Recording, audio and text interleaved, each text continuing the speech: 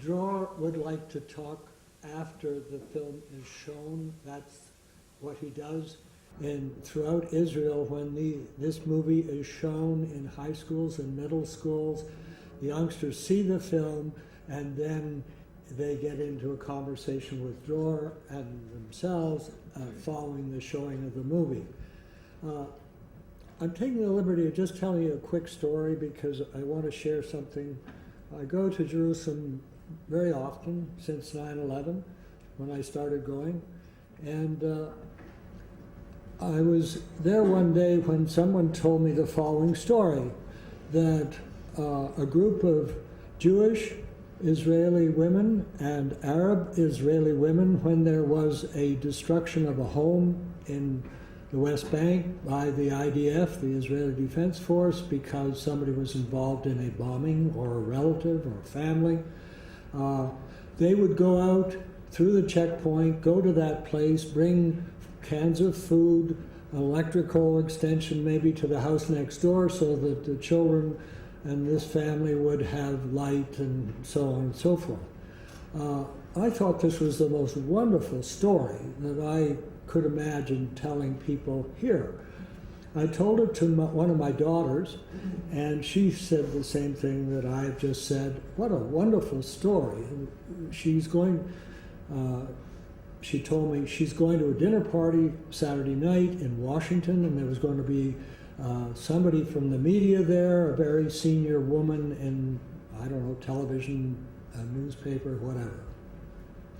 She went to the dinner, and after a certain amount of time, she told this lady about the story that I just told you. The woman responded by saying, "That's no story." So anyway, I just wanted to share that with you because this is about Israel. This is about young people in Israel in an environment of a great deal of violence, trying to cope and trying to live a life as we would want to live there or here. So this is a movie that I'm sure you will have a great enjoyment in watching it.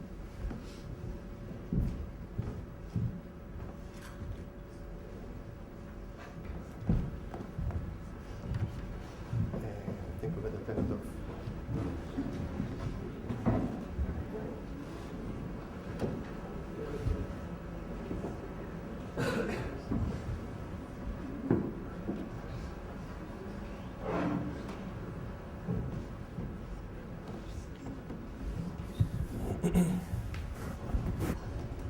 Thanks.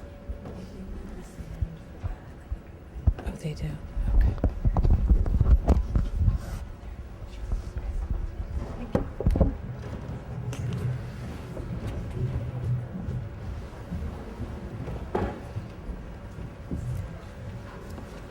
First of all, I would like to thank everyone for the applause.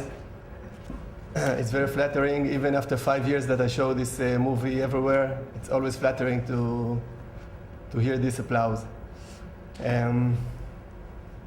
I must say that I'm very jealous of the two gentlemen that spoke before me, that they could say whatever they wanted to say, and you could understand everything they said because of the fluently English.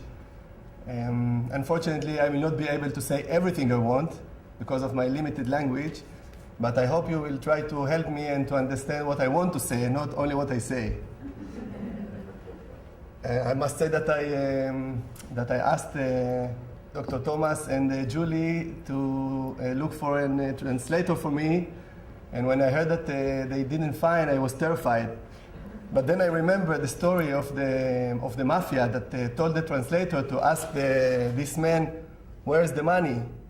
And to tell him that if he will not tell them where's the money, they will kill him brutally.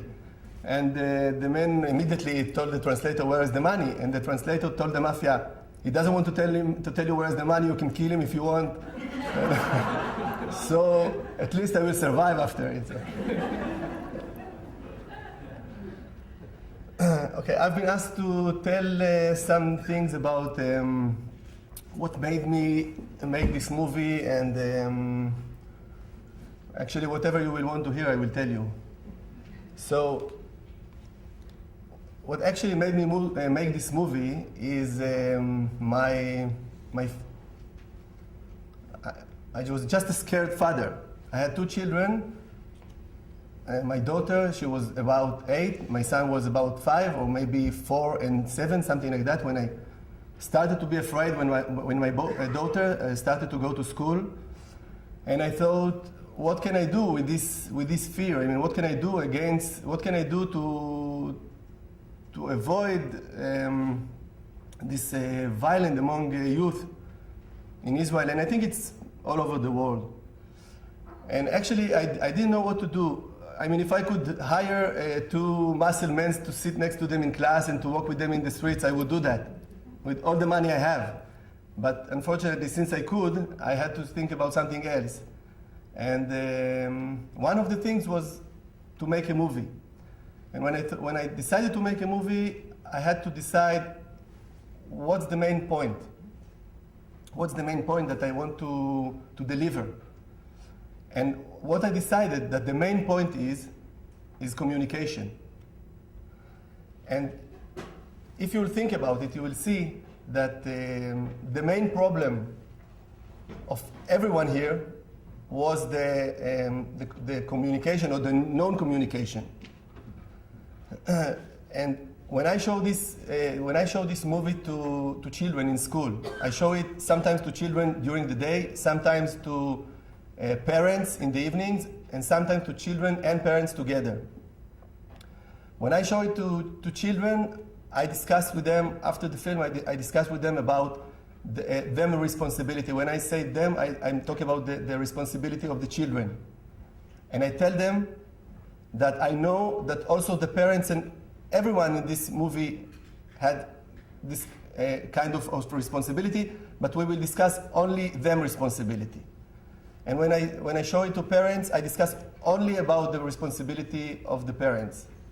But when I screen it to all together, this is the best, because then we can discuss the responsibility of all together. And I think there is no way to solve problem if only the children will do the things good, and not if only the parents will make the things good. I think it must be cooperation.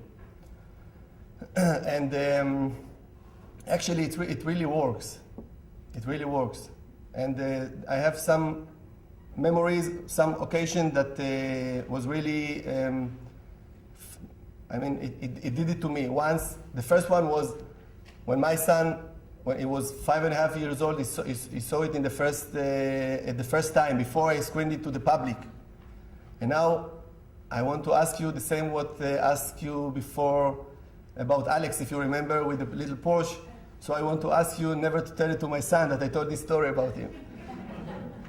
But when he saw this movie, he was 5.5 years old. He couldn't really understand what's the meaning. Why do I say to this one that I love him the most? I mean, I tell him that I love him the most. How come I tell this one as well? And things like that. But after the film, he told me, do you know that from now on, I will tell you everything that happens to me. And this was my prophet. And really, I think he tells me things, but not everything like he promised then. But since he was too young, I can't blame him. And some other occasion, like after the main screening, someone came to me, shake my hand, and told me, Dror, you made me a better father now. So things like that really make me feel good. And once we screened it to a class, I think it was, they were something about 15 years old, 16 years old, and there was a panel that I participated, and one policewoman and a psychologist, and suddenly one of the children came and said, he got up and he said, excuse me, but I want to tell you, to say something. Well, it was unusual, but like in this occasion that the father wanted to say something, it was probably important, so we said, please. And he said, I wanted to apologize in front of Yossi. It was the name of a very short guy and very small one. I wanted to apologize that about 2 years I did to him what Amir did to Doron, and now it's the first time that I really feel what he felt. and they hugged, and they, it was very, very, how to say? Emotional, yeah. So many things like that. I don't want to, I can't remember everything, but many things like that happened to me and to the audience when they see this movie, and everyone shake my hand and they tell me how important it is that everyone will see this movie, and some parents told me, you should show it to everyone, but you should show it to the parents of the children in the kindergarten, because when you show it to parents to children that they are 17 years old, it's a little bit too late. And of course, I'm the last one that will not agree with these things. So, if you want to ask something, you're welcome. And what we'll do is maybe have a couple of questions now, and then we have a break, and then you go into the smaller groups and have a chance to talk about the reactions to the film and your own reactions to it, and then we'll get back together and have a little bit of feedback from the smaller groups about what was important from those, and then we'll have a panel, and you'll be able to ask her some more questions at that point, and ask Herb some questions, and Ellie is going to join us, and Kip is going to join for the panel. So, but a couple of questions now, and then we'll, yes, Murray? I enjoyed the movie. It's a hard movie to enjoy, but I thought it was an excellent demonstration of what you intended. But what I want to ask you is something other than about the movie. You live in a culture of violence. Your society is a violent society. You're surrounded by enemies.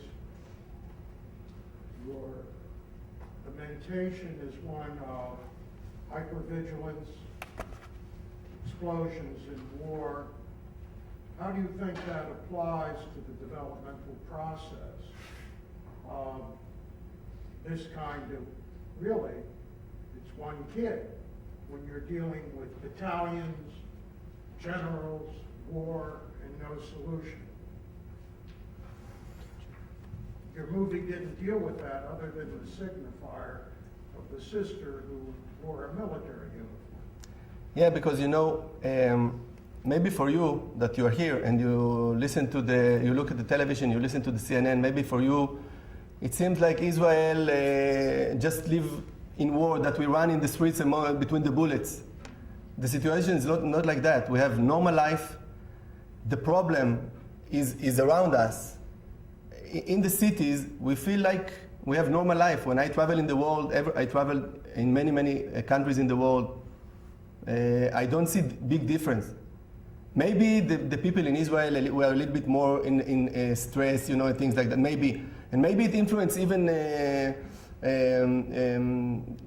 the behaving of the parents to the children. Maybe, but I'm not such a big deal. I mean, in Israel we don't feel the army everywhere, and this sister with the soldier. Maybe it was a mistake even to show her as a soldier, because I didn't have any meaning to show the army or things like that. Just the age, that in age 18 years old, they are in the army. So because of the age, so she wore the uniform, but not because other reasons. I think that in your point is well taken when you look at your children and say, where do you think we are in Chicago? And I was thinking, what if you showed this in Chicago? They think, what is he talking about? Why does he think we're like this? But I think it's the same thing. People, you see movies about Chicago. Yeah, we think and you think they're in a bunch of... It's not for nowadays because of the mafia then, yeah. But I'm sure everybody is used to where their circumstances and have habituated it to it so that it doesn't seem like it does to people far away. Right. I just like to say that oftentimes aggressive antisocial kids are very separated from real life consequences of their violence. Your movie showed the real life consequences very well, both for both families, the perpetrators, the victims, even the bystanders. So my curiosity is the response of the kids that see this. Are they reacting to those consequences, and what kind of response do you get from them? Because the movie obviously blows the value works for you and it makes you stronger. I mean, it obviously shows the great pain and suffering that comes with it. Okay. First time when I show it to children, first time, I thought, what kind of discussion can I discuss with the children after the movie? And my decision was, the original decision was to make an imitation trial. Like, who thinks that Amir, that the judge have to be tougher with Amir, or more soft with Amir? And why? And it was wrong, because let's say almost 90% of the children said that the judge have to be soft with Amir because this is not Amir's fault, this is Amir's parents' fault. And that's not what I wanted to say in this movie. I wanted Amir to take the responsibility. I wanted the children to take the responsibility. I wanted also the parents to take the responsibility, but not instead of Amir. And since that once occasion, I decided that I changed the subject. And then what I did with the children, we scanned all the characters, the youth character. Like we started in Einat, Doron's friend. Then we did it with the gang, and then about Doron and about Amir. And the main question was what did they do wrong? What could they do else to avoid this kind of end? And what all of them say, that what they have to do is to talk more, and that's what I wanted, exactly, communication. To talk more between themselves, to talk more to the parents, and to talk more with the teachers in school, to tell them the problems. I wish Dr. Bleiberg was here. I think this is a good demonstration of what he'd recommend also. Other questions?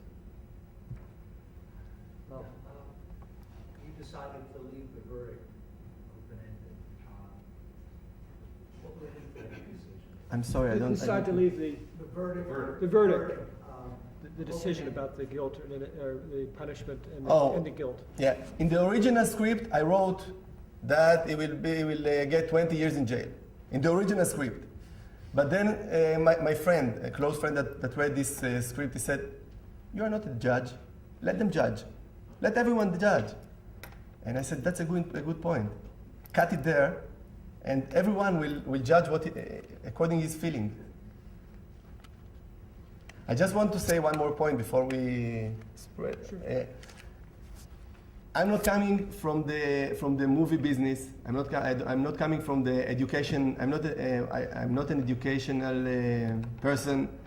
I just sell watches. I'm an agent, and it's not my profession and nothing. I always laugh and I said that the only connection that I had to movies is to sit in front of the screen and to eat popcorn. That's the only connection that I had when I decided to do this movie.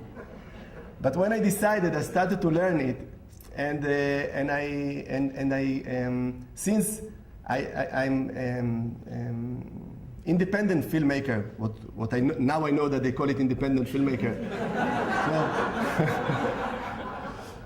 So I didn't know that there is a way to ask money for making film. Why? I mean, if you want to open a kiosk, why don't you get money to open a kiosk? So I didn't even think about asking to get money, and I did it with what I had. And what I did is I collected friends and family, and I want to tell you some points. The prosecutor is my brother. The defender is my cousin. The other defender is my brother's wife. The two judges, the two men, one of them is a friend of me, the other one is my father. And my daughter, then she's my ex-girlfriend. She was my girlfriend then, and I'm divorced, so that's why. And the children, they were children from a school in my city that I went there and I spoke to the teachers, and they were happy to cooperate with me. Einat, she was Doron's friend. She was the daughter of Moshe from the grocery shop, from the kiosk. And Moshe was a renovating contractor that came to work in my office. And I told him, "You are Moses." And he said, "No, I'm Joseph." He said, "No, no, no, you are Moses." and all the parents are friends, my friends since we were 16 years old, all friends. So we joined together, and I teach them how to act. And since I don't know how to act, because I'm not an actor, I told them what I want them to do, how I want them to act. And I didn't plan to act, but since I didn't have anyone else, I found myself in a situation that I have to act. That's how it made. And you're a good water skier.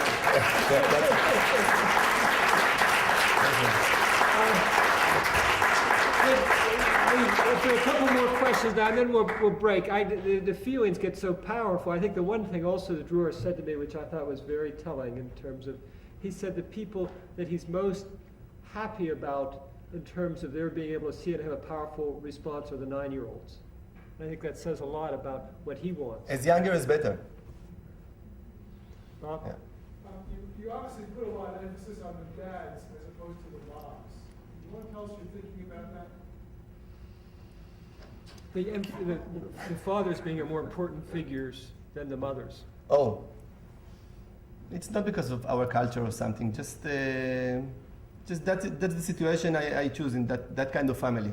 It happens in some family. In some families, it's the opposite.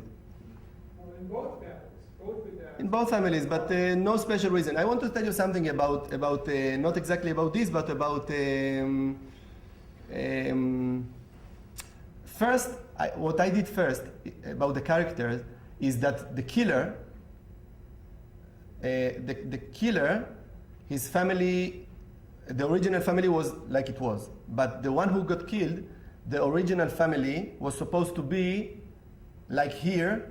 I mean, let's say in Israel, this very simple people, poor people, and very simple people, and that came from North Africa. In Israel, we have people that came from.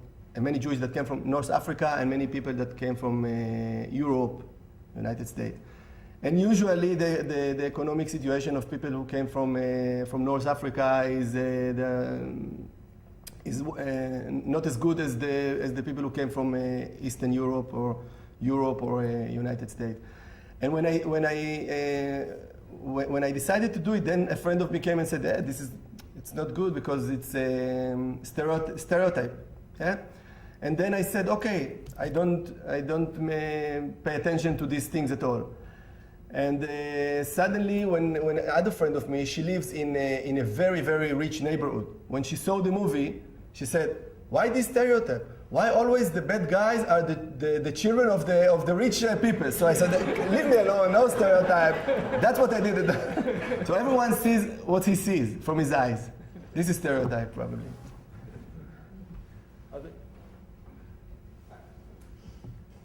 I had the privilege of having dinner with Dror the other night, and one of the questions that he raised was how it could be, how the film could be used and applied here in the States. And I wondered if anyone had a reaction for him. How it could Thank you, be Todd. used with audiences. Thanks. Hey, people, educators that, yes. Well, I teach 6th grade, and I think it would be excellent to show, in our school corporation, I think it would be wonderful to show the kids. Ours are about 10, 11, boys, and we have TVs in our room, so we could just, the kids could be in small groups, watch the movie, and then we could talk in small groups in our room. I would be happy if you will do it. Yeah. I had the same comment, I think, particularly for elementary and, middle school. The same approach that you suggested in Israel, that you showed at the beginning of the year, individual discussion, parental discussion, joint discussion, and then involve the teaching staff and the counselors so that everyone's on the same page about and listen to the feedback from the kids and develop school policies that reinforce the anti-bullying or intimidation, policies, so that the school is insulated from the results of what happened when you don't have such procedures in place. Mary, did you? I just want to comment that I really admire your, I guess it's from, this might be from my perspective, your courage in going ahead and doing something like this when you knew you didn't know what the hell you were doing. And I just I'm very impressed by your courage or whatever it is you have that I lack. Thanks.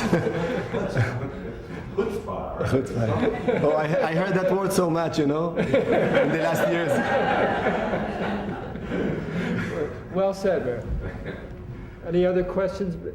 Okay, we'll take a little break and have the small groups for an hour or so, and then come back and share some of the ideas, and then have some chance for some more questions. Thank you very much. Thank you.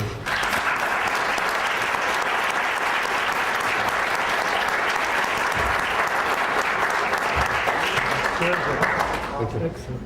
You did very well. Your English was very good. I tried hard. Well, we tried very hard to get a translator.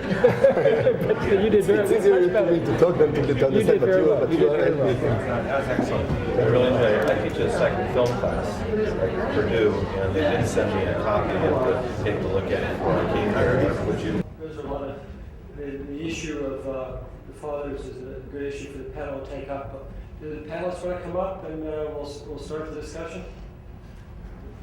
Ellie's going to represent the educational school perspective, and Kip will represent the ostracism, and Herb will represent the forensic, and Dora will represent creativity. That's good. You sit over there. I'm going to sit over there here. Does anyone want to lead with any of those questions from the small groups, or just from any other questions? Well, you brought up in our group a good point about oblivious ostracism.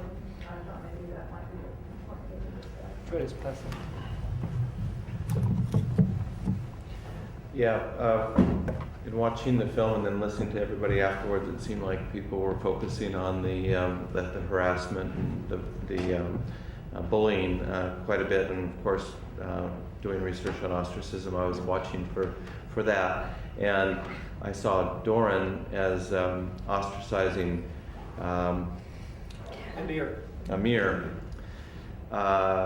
but not punitively. And one thing I didn't talk about in my talk is that I talk about a couple of different types of ostracism. To the one that I was sort of focusing on mostly was punitive, where the act of ostracism is to either eliminate the person or to correct them. But there's another type, perhaps more insidious type of, insidious, yes, I think that's the right word, ostracism. That's oblivious ostracism, where you just don't matter. You're not on the radar. You're not important for me to punish. You're invisible. You don't count. You see this in caste systems. You see this in status differentials. But I think this was what was my interpretation anyway of what was going on when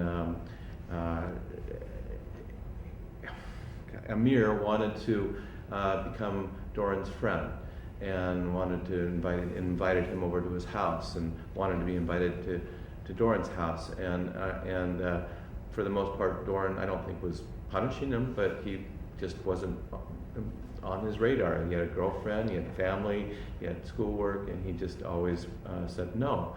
And I think that's a feeling of invisibility and unimportance that can cause a rage that I thought was also accounting for the dynamics that occurred in the film. Howard asked me to talk about the school point of view, but I'm a child analyst. And so I'm going to talk more about the child part of it.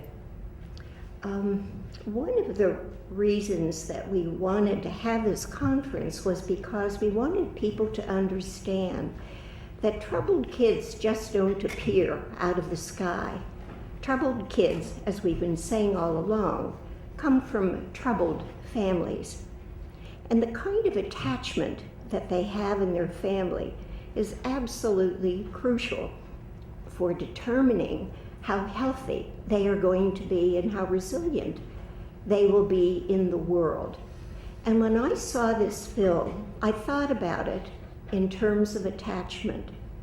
I thought that there were different SES, socioeconomic status situations, portrayed. And rather than struggle with names, I will say middle income and higher income families.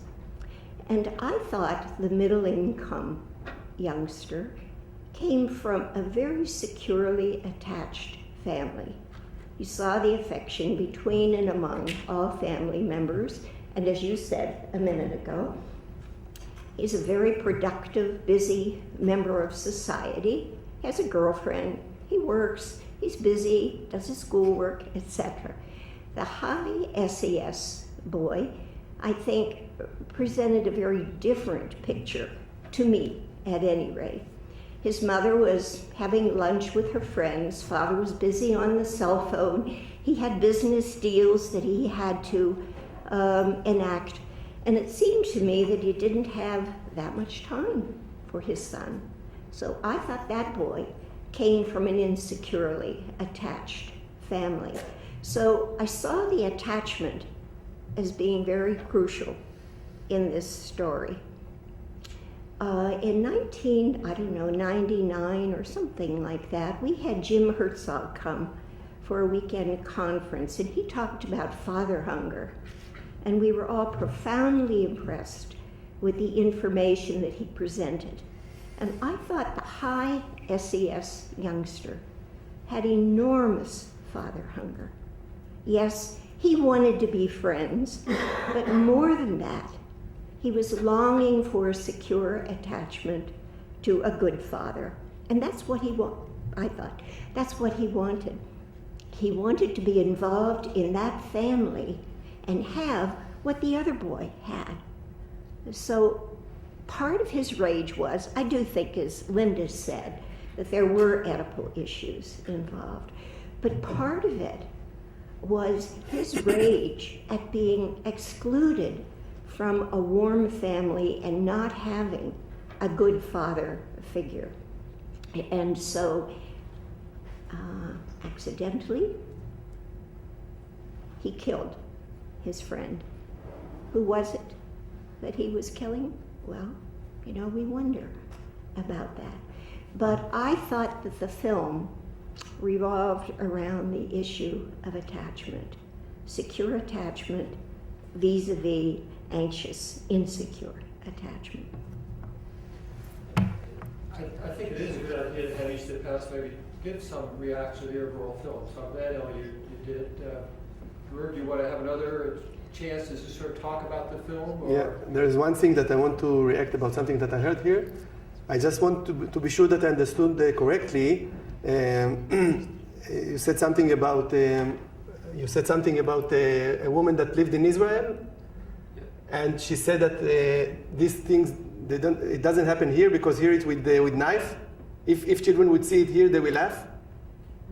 So I want to tell you something about it. First of all, I heard about a group of children, Todd's son and friends. There were 17 plus, about 10 friends, 10 to 12, and they watched this film, and as I heard, they didn't laugh at all. And secondly, if you remember the story about the two gangs, which gang is stronger and more frightening, the story that we heard this morning. So I want to tell you, in Israel, the gangs also, the criminals also walk in with knives in the street, not only here. But this film, I'm not going to save the world from criminals. This guy, this Amir, is not a killer, is not a criminal. He's just a, let's say, troublemaker, kind of troublemaker. And this kind of troublemaker, with the criminal, I don't know how to deal. This is your job. I'm talking about the troublemakers, he got into this situation. He wanted to get out of this situation, but his friend didn't let him. He said, how do you shut up? How don't you react to what Doron tell you? And he didn't really mean to kill him. He's not a killer. He's not a real criminal. Mm-hmm. So he choked him. He didn't have a knife that time. So he choked him. That's it. Did you want to make a sort of general statement? Yeah, well, I'm sorry. Did you want to? Herb's going to go next.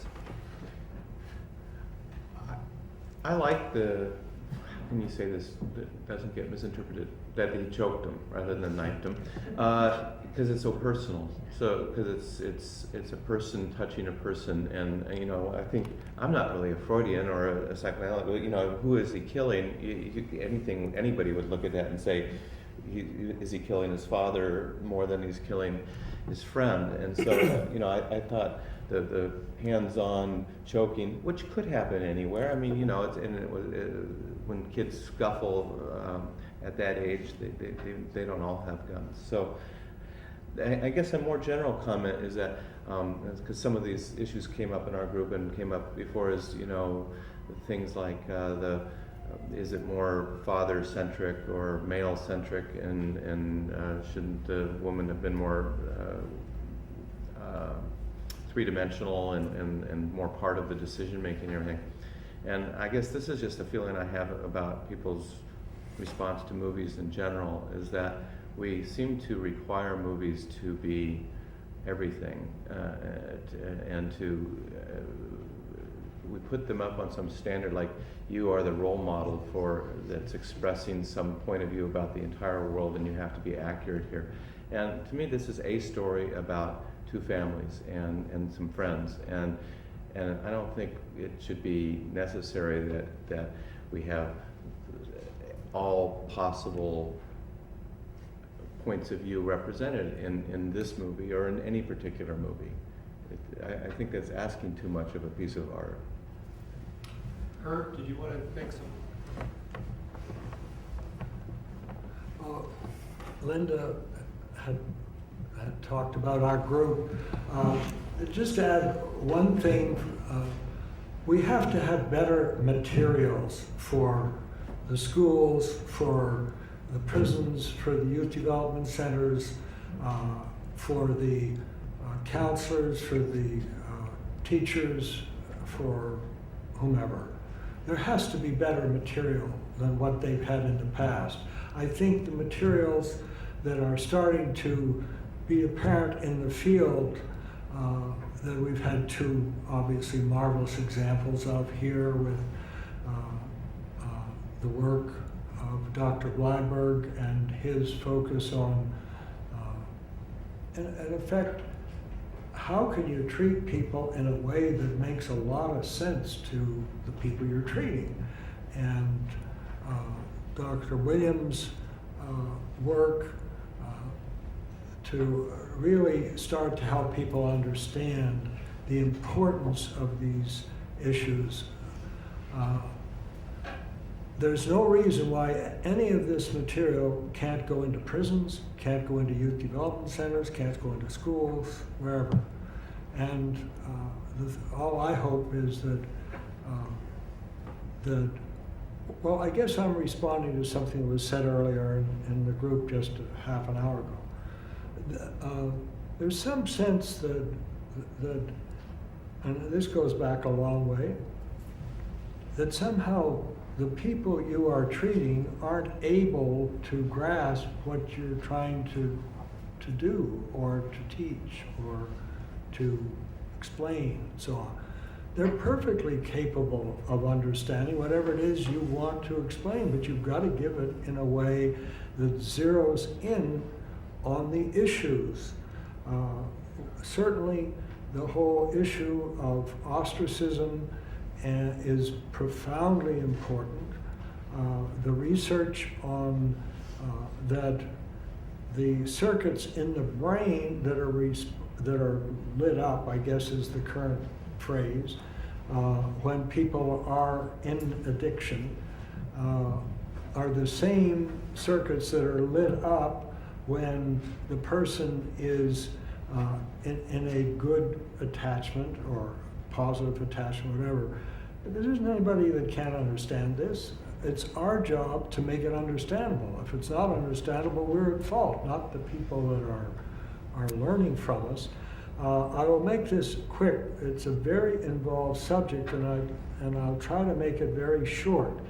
That what I am working with with my patients is that when you experience rejection and you are filled with pain, the first thing that has to be asked is not what we ask ourselves all the time, which is what's wrong with me. And I won't do it right now, but I have a whole list here of what's wrong with me, and I pull it out and I go over it all, and it's always the same. And it doesn't really go very far because somebody out there will think this guy never looks at a list. I look at lists like everybody else does. When you experience rejection, the first 10 minutes is what did I do wrong, what's wrong with me, on and on and on. That's useless. It's no good to anybody. What is important is when we experience rejection, you can do that at home later if you want, but it makes you feel better, fine. But what has to be done immediately when we experience rejection is, what does it tell me about that person who's rejecting me? And I think just those simple tools, this is, whether I'm at fault or not, the issue is, what does it tell me about the other person? And therefore I grow in my depth of understanding of other people. And in doing so, then I start to objectify the significant other. And gradually I do that automatically. And so the wonderful thing about this work, and it's available to anybody that really works at this, is the person is recovered from the experience of rejection based on the amount of objectification they've been able to do, because the pain goes away. And tomorrow morning, Bob Levovitz will be talking about experiencing in a treatment relationship how somebody started crying, and he asked them, are you in pain? No. Do you feel bad? No. What's the problem? It's the relief when this physical pain goes away. Questions? Vera? Well, I have been struck by all the comments about the father orientation of the film and how things come into being and go out of being. If this film was shown to an audience in the beginning of the 20th century, nobody would be noticing the importance of the father. I mean, in Freud's time, it was the father, not the mother. And we've taken a maternal turn here at the beginning of the 21st century.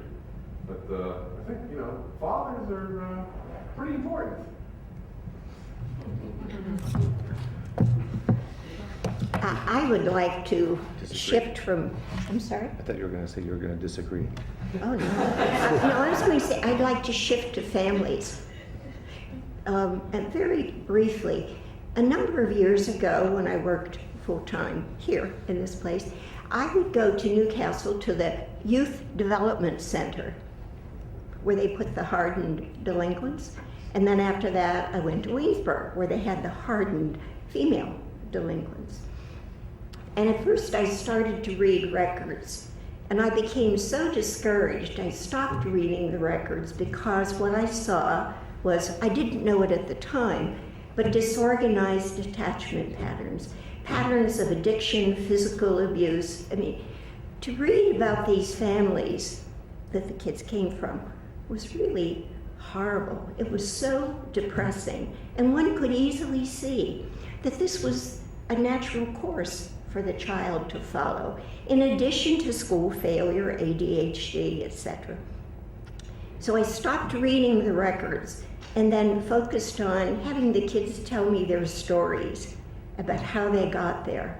And their stories were terribly the same. A lack of good, caring parents. And it made me realize that there's something terribly wrong with our society, that we spend money the way that we do, and we really do not support parents, families, the way they need to be supported. So we have the kinds of kids who end up in youth development centers. Now, we're not talking about delinquent kids in the movie. I certainly understand that. But we are talking about in the case of Newcastle and Waynesburg, disorganized attachments. These are families where there is drug abuse, divorce, physical and sexual abuse, and terrible histories, and you and I could end up in trouble that way also, had we had that background and had we had parents who did not realize that trauma needs to be worked through so that they can resolve those issues and bring their children up differently. But in this family, in the movie, we're not talking about disorganized attachment, but we are talking about faulty attachment patterns. Herb is talking about one-on-one, which I think is absolutely right in treatment. I've now moved the focus to families and then to cultural issues, like what do we do with our money? Other questions? Mary? I just want to raise what I think probably is a fairly trivial question, but most of the research that you've been doing really has to do with interactions with people, even if they're computer people. But I wonder if this notion of ostracism doesn't apply also to a lot of the sort of frustrations of everyday life, like the stupid telephone trees that sort of ignore you and put you in a blind alley, or when the computer froze 2 times this morning. I think Dr. Blyberg had the same reaction I do when my computer freezes. You know, this sort of. I wonder if that is if ostracism doesn't also apply to a lot of those situations. Yes, I agree with you that anything that's non-responsive and seems to be excluding you from the interaction would result in this feeling of that you've lost a sense of control at the very least. To the extent that you feel less belonging and self-esteem would maybe depend to what extent you personified the computer, and there's research that a guy from Stanford does, Clifford Nass, which is quite inventive, that we basically treat our computers like people, and we respond to them like people. So in a study where a computer, they've worked on a computer for a half an hour, and then they were asked to evaluate the computer's performance. A third of them were asked to evaluate the performance on a questionnaire on that computer. A third did it on another computer, and a third did it on paper and pencil. They were more polite when they did it on the computer that way they were performing on, so they said nicer things about the computer to its face. I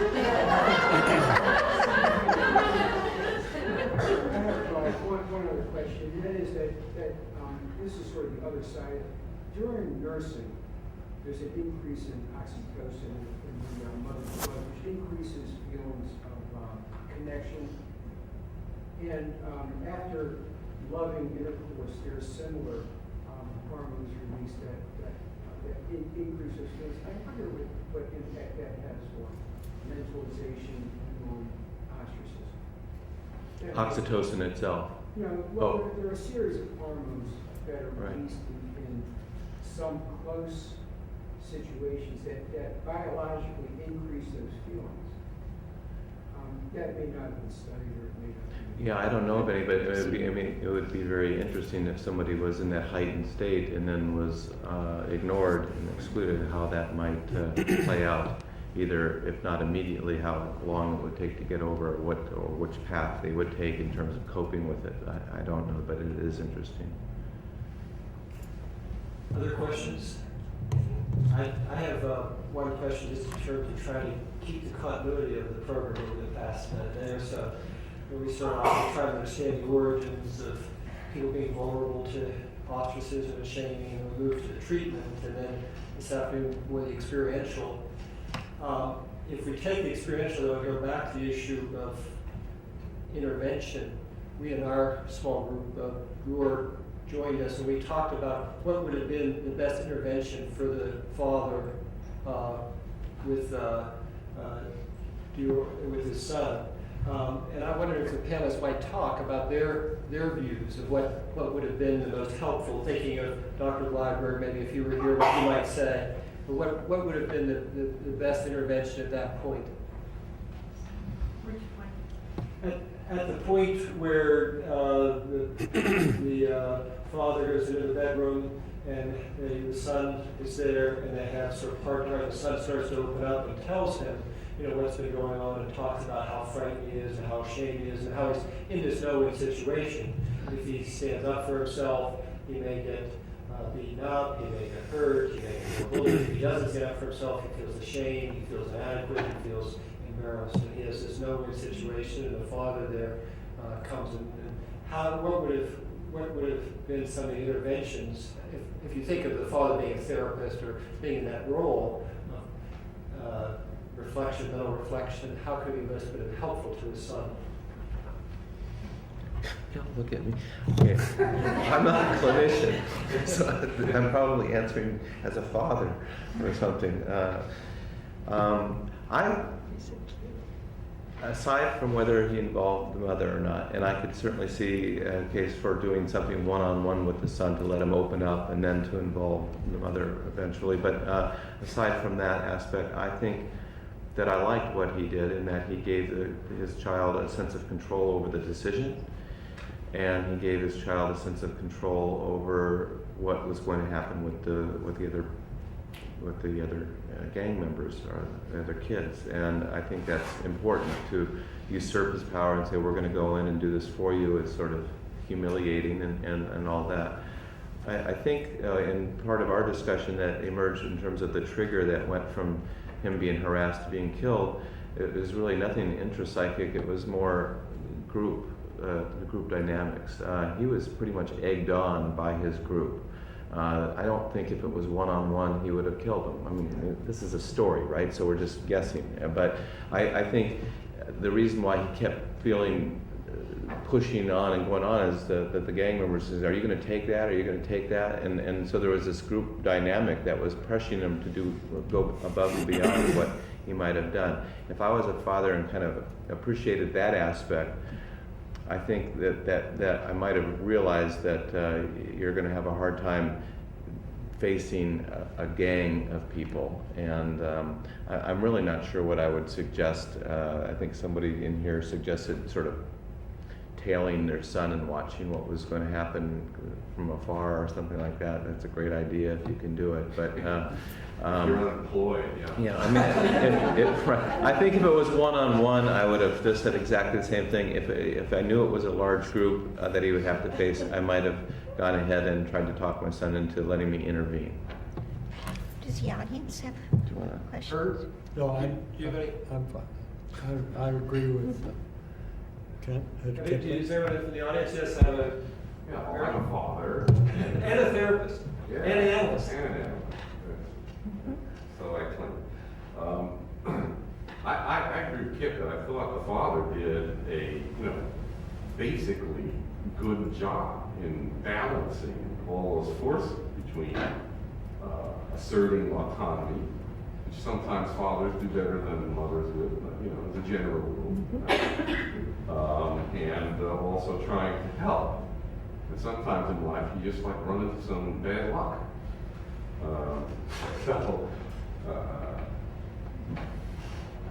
So anyway,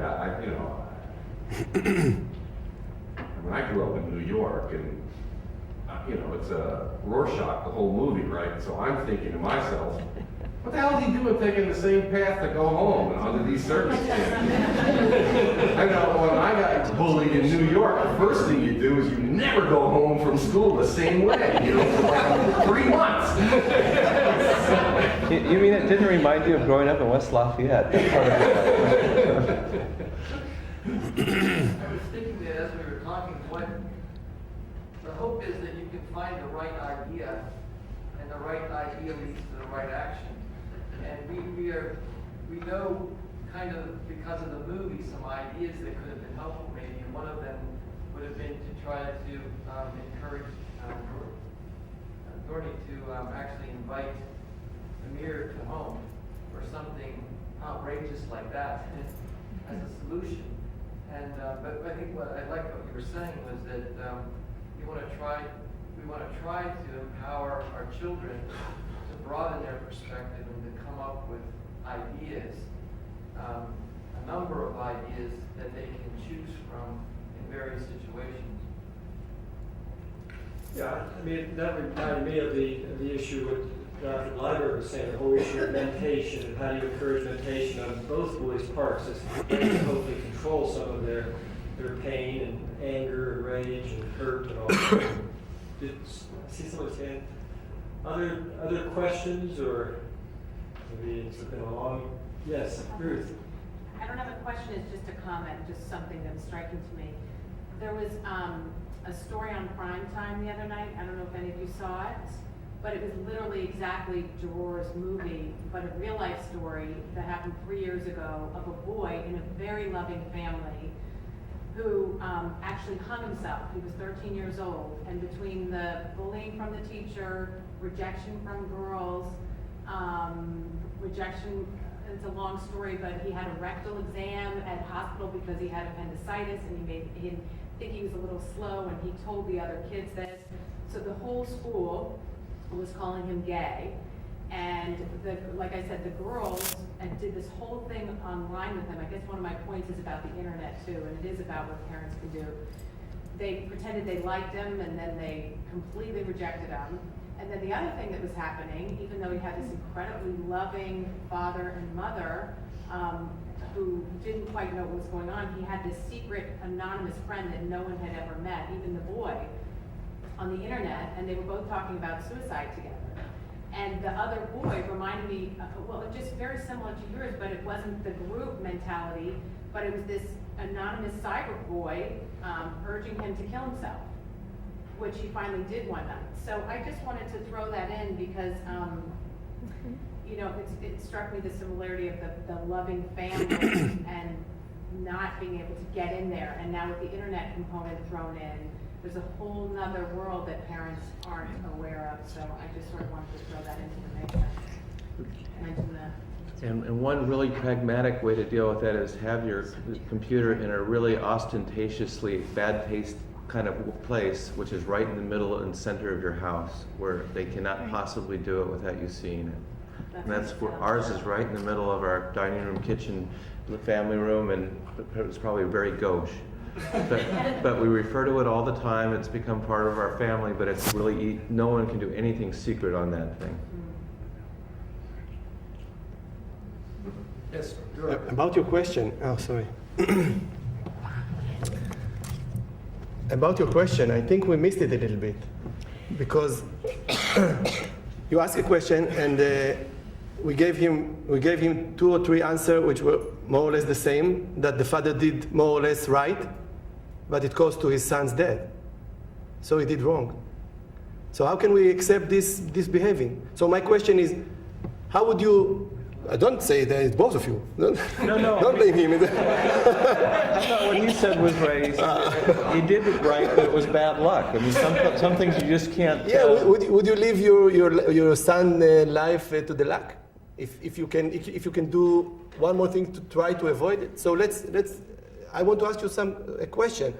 What's the difference between your reaction before you saw the movie and after you saw the movie? The same. Same? Yeah. Okay, so after I saw the movie. I think you rewrite the story after you know the ending. You go, oh my God, it turned out bad. I must have done something wrong. I don't think. Yeah, but now when I see this movie and I see that maybe things can be really bad, maybe can happen really bad things. Because maybe before I didn't take this option, I said, what will happen? Like the father said, they fret. Nothing really serious will happen. The maximum, they will punch him some punches, and he will groan more, and he will know how to treat his problem. But no, he was killed. So I take the blame of the one who said that I would observe my son while he was walking, even though that I'm not an unemployment, and I will tell you why I would do that.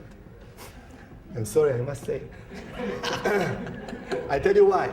Because as the father who sees his son in a very, very dangerous situation, and I'm not going to observe him forever, from this day and forever, when he walked back home. But it was a specific date, one day, that they said that if you will not bring this and this in this day, we will do this and this. And in this day, I tell you, I would take 1 day off. 1 day off. And I would observe. I will not go to school because I promised my son that I will not go to school. But I will observe. He will not see me, but I will observe and I will follow. I will watch him while he go home. That's it. That's what I would do after I see the movie. Before, I was doing what the father said. But now, after I saw this movie, I would do that.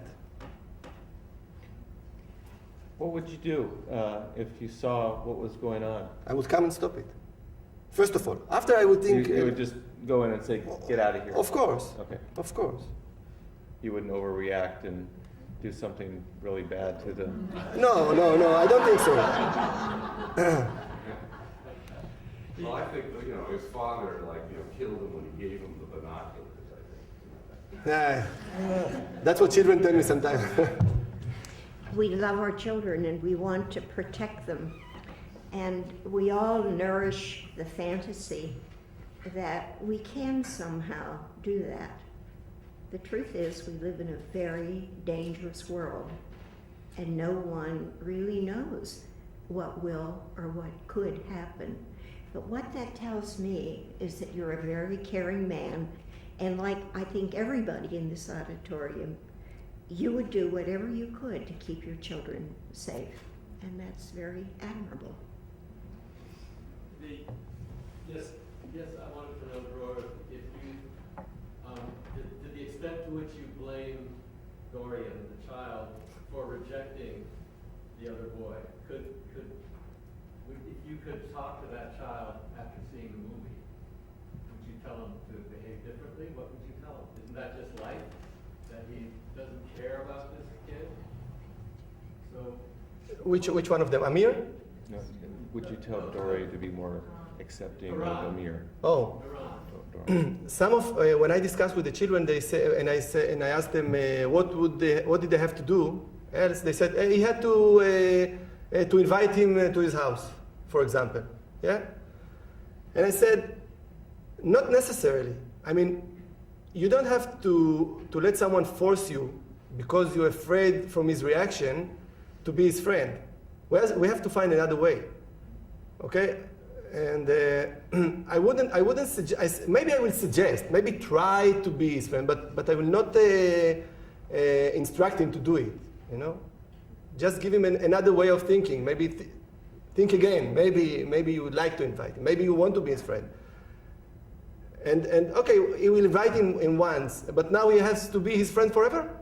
Because he will stop inviting him, he will be angry again? It's kind of blackmail, Invite him to go water skiing again? Okay, but why? If you don't want someone to be your friend, why must you be his friend because you're afraid from his reaction? No, I don't think so. I don't think this is the right thing to tell them. This is the winding down. I want to make a couple of comments, prerogative of my position. The powerfulness of the movie, I'm thinking of Dr. Wanicki, I'm thinking of Dr. Akhtar in terms of their talking about film. But for me, the powerfulness of the death of a child and how that provides the background for the whole movie, and the powerfulness of grieving is the grieving of the mother, the grieving of the father, the grieving of the sister. I think it's powerfully portrayed. Kubler-Ross would be very impressed. She's our expert a number of years ago on death and dying and grieving. The internalization, holding the picture next to your heart, trying to internalize the love and the carrying on the son. But it was beautiful. It did remind me of a very painful time in my life when I called her back in 1980. My closest colleague in the Navy had his daughter killed coming home from school. And that loss, and the powerfulness of that loss, I asked her what to do. He said, that's horrible. He said, that's one of those horrible tragedies that anyone can have is to have their child die. He talked about music, there's a whole music in terms of the death of a child. He referred to that music. But I think it's such a powerful subject in some ways we've not talked about as much here.